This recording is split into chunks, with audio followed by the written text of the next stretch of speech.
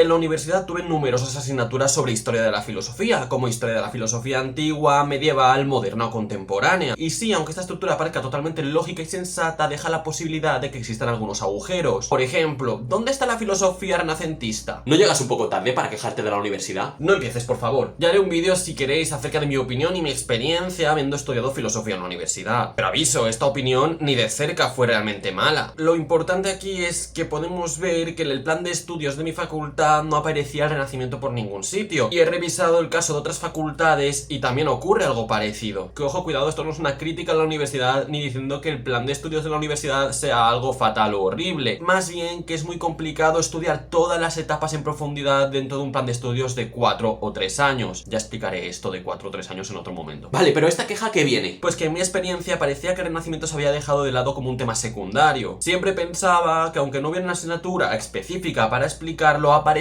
en algún momento u otro dentro de mi carrera. A ver, tampoco voy a decir que no tuve ningún contacto con esta época. Sí hubo una aproximación a autores como Moro, Maquiavelo o Montaigne en ciertas áreas. Pero lo que solía ocurrir es que respecto a estos autores tampoco podíamos extendernos demasiado porque no eran los temas centrales de estas asignaturas. En síntesis, lo que quiero decir con todo esto es que durante mi carrera no pude estudiar concretamente el Renacimiento de una forma sistemática. Y esto era un hecho que chocaba con lo que había estudiado en bachillerato, pues el Renacimiento en algunas asignaturas como historia, historia del arte o literatura tenía mucha importancia para nosotros. Vale, pero vuelvo a preguntar, ¿a qué viene todo esto? En el vídeo de hoy lo que vamos a ver es el por qué el Renacimiento es una etapa tan compleja de analizar y el por qué es bastante complicada de posicionar. Este periodo de la historia de la filosofía tiene unos problemas bastante concretos y bastante interesantes que lo posicionan como un momento bastante complejo de analizar, y esto nos obliga a posicionarnos respecto a él de una forma diferente. Con ello, prepárate un buen café porque ha llegado el momento de hablar de los problemas del Renacimiento. Yo voy a por el mío.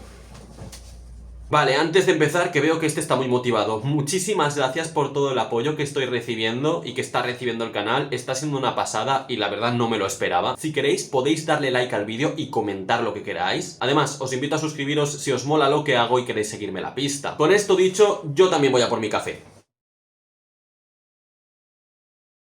Empecemos definiendo el concepto de Renacimiento. Este es un periodo histórico y cultural que sucedió en Europa en los siglos XV y XVI, aunque en Italia encontramos indicios del siglo XIV. Así, este periodo es lo que muchos autores consideran las puertas de la Edad Moderna. Hemos de considerar que este periodo no es nada fácil de analizar, pues tiene muchas variaciones geográficas. Es cierto que inició en Italia, pero poco a poco se fue transmitiendo por Europa, haciendo que en cada zona geográfica tuviera una duración diferente. Vale, para el carro, ¿a qué te refieres con esto? En Italia, el lugar de nacimiento del Renacimiento, encontramos un periodo que abarca desde finales del siglo XIV hasta el siglo XVI. No obstante, este renacimiento se transmitiría a otras zonas de Europa, haciendo que su duración variara más. Por lo tanto, podemos decir que el Renacimiento no es una etapa regular en todos los sitios, dependerá del lugar del que hablemos. Vamos, lo que parece que se quiere mostrar es que el Renacimiento no es un periodo unitario, no se dio de la misma manera en todas las zonas en las que sucedió. Pero aquí no estamos hablando de historia, sino de filosofía. La filosofía renacentista heredará la carencia de uniformidad que encontramos en la historia del Renacimiento.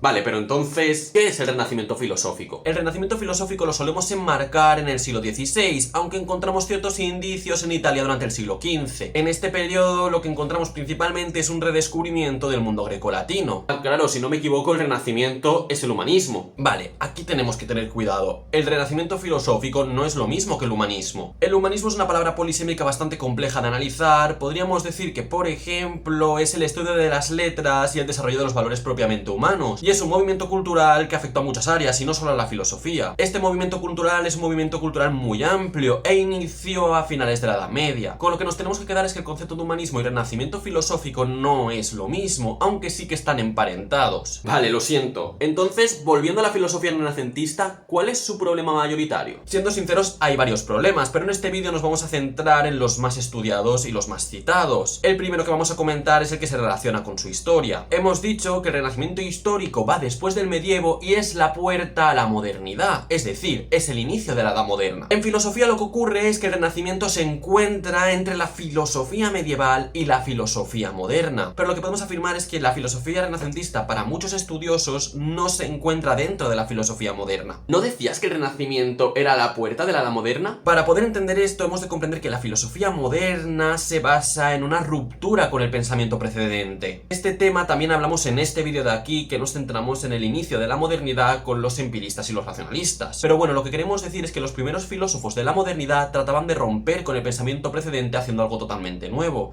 Esto lo vemos claramente en Descartes. Al hacer esta división de ruptura, el Renacimiento se queda un poco descolgado. Vale, creo que lo entiendo, pero me parece muy fuerte que los historiadores de la filosofía corten la historia del pensamiento como si fuera un pastel. Luego pasa lo que pasa y vienen los lloros. ¿Para qué negarlo? En parte tienes razón. Vamos, que en conclusión la filosofía renacentista se quedaría entre la filosofía moderna y la filosofía medieval, ni siendo parte de una ni siendo parte de otra. La filosofía renacentista, si lo pensamos, no puede significar una ruptura con lo anterior porque implica un redescubrimiento de muchos aspectos de la cultura grecolatina. Vamos, en conclusión, que la filosofía renacentista no se puede meter dentro del bloque de la filosofía moderna ni dentro de la filosofía medieval. Exactamente, pero este no es el único problema al que nos enfrentamos cuando hablamos de la filosofía renacentista. Otro se relaciona con la pregunta acerca de la caracterización de la filosofía renacentista. Pregunta que cualquiera se haría cuando se enfrenta al Renacimiento. Pero responder a esta pregunta es meterse en un berenjenal bastante grande. Encontrar algunas características que cumplan la mayoría o la totalidad de los autores del Renacimiento parece prácticamente imposible. Vale, pero ¿por qué? Los diversos autores del Renacimiento son muy distintos unos de otros. Podríamos decir que encontramos diversas escuelas o tendencias, pero estas son bastante difíciles de delimitar. Algunos ejemplos de etiquetas que podemos poner a estas tendencias son el neoepicureísmo, el neoestoicismo, el neoplatonismo o el neoaristotelismo,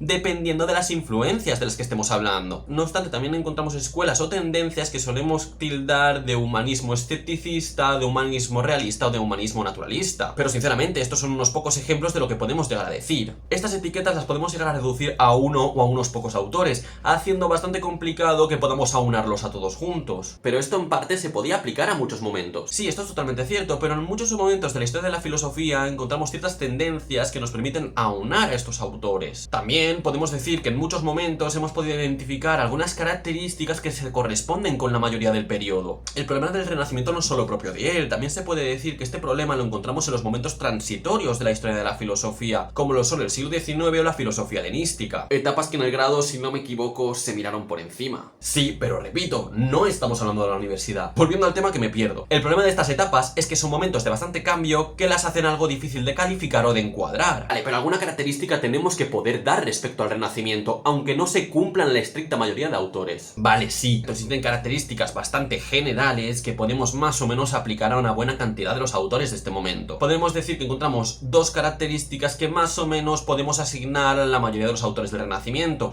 aunque cuidado, son dos características bastante generales y bastante ambiguas. Lo primero que podemos designar es el creciente interés del mundo grecolatino, haciendo que muchos aspectos culturales de estas épocas vuelvan a florecer. Por otro lado, la segunda característica que aparece es que muchos de los debates filosóficos o los planteamientos intelectuales se centran en el hombre o en la naturaleza. Es cierto que estas características las podemos más o menos generalizar en el Renacimiento, pero tenemos que afirmar que estas no son exclusivas de él. Tanto el afloramiento de aspectos culturales del mundo grecolatino como el interés en el hombre y en la naturaleza tendrán también su repercusión en otros momentos de la historia de la filosofía, como el medievo o la modernidad. Por lo tanto, no son exclusivas del Renacimiento. Vale, entonces hasta aquí en conclusión lo que hemos visto es que encontramos dos problemas fundamentales cuando hablamos del Renacimiento. Primero, nos encontramos con el problema de situarlo en la historia del pensamiento, pues no podemos decir que el Renacimiento esté dentro ni de la filosofía medieval ni de la filosofía moderna. Pero luego nos encontramos con el problema añadido de que no podemos generar una característica que abarque a todos los autores del Renacimiento, pues es un momento en que los autores distan mucho unos de otros. ¿Hay algo más o has terminado de dilapidar al Renacimiento? A ver, con esto tendríamos más que suficiente para poder decir que el Renacimiento es una época complicada. Pero estos problemas pueden derivar en un problema que a mi parecer es bastante más peligroso. Siempre vamos a encontrar al listo de turno que utilizará estos problemas para decir que el Renacimiento es una etapa con menor valor filosófico, hecho que a mi parecer y al de la gran mayoría de los investigadores no tiene demasiado sentido. ¿Cómo? Es cierto que hay muchos manuales o textos que pasan al Renacimiento por encima o no le dedican la misma cantidad de páginas porque lo consideran una etapa bastante compleja de analizar. Esto hace que algunos piensen que por esto el Renacimiento tiene menor interés.